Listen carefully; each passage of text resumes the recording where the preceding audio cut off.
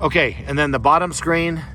So this is where we take our returns. There's a lift pump, and the returns come out over there, come over this lower deck, which are a little bit larger API screens. And then your desilting pump sucks the mud up from the dirty side of the tank, which is this, and the tank is partitioned.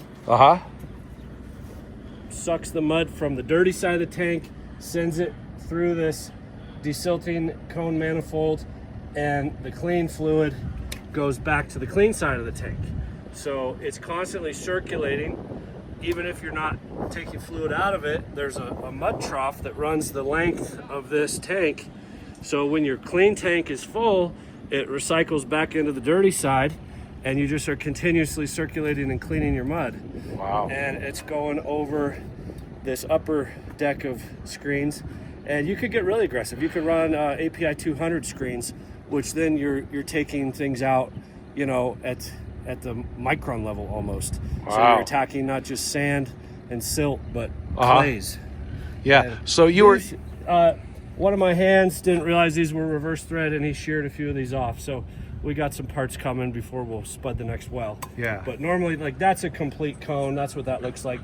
Keeps all the flow going into the back, so there's no splash. Right. It's a very clean, well thought out, well built unit.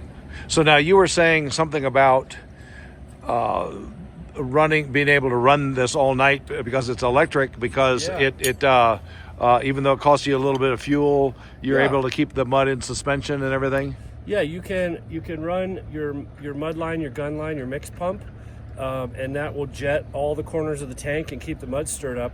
Now in Colorado, you know, when we get these nights where it's -9 degrees, -10, and then you got wind chill on top of that, there's a heating system within the tank, so I can keep my mud warm and not have to winterize. There's 3 centrifugal pumps and all sorts of plumbing on this thing.